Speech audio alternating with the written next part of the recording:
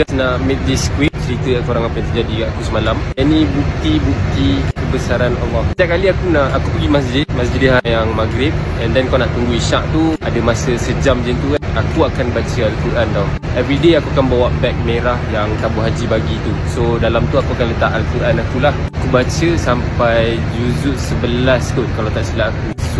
Surah Hud ke surat 200 something macam tu. And then kita akan tanda, soon kita akan sambung balik surah tu, kita akan baca balik kan. Tu 2 hari lepas punya cerita. Lepas tu semalam aku tak bawa beg aku, so aku just bawa keperluan aku. Al-Quran aku tertinggal baru lepas maghrib, and then aku tengah tunggu isyak. Aku pergi kat Clock Tower punya masjid tingkat 9. Sementara aku nak nunggu tu, aku macam lama lagi tu, ada lagi setengah jam nak masuk waktu isyak. So I decided untuk ambil Al-Quran. Setiap masjid akan ada Al-Quran tau, dia Al-Quran dekat rak. Aku just randomly, aku just pick the Al-Quran. Dah ambil Al-Quran tu, aku just teringat balik 2 hari lepas, kat mana aku stop. Teringat lah muka surat 200 lebih je. So aku just scroll lah.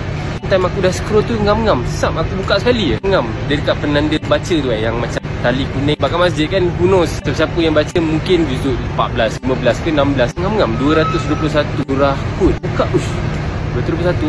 So, tapi firasat aku mengatakan ini adalah muka surat yang aku punya Al-Quran yang tertinggal dekat beg merah aku tu lah, which is dekat hotel.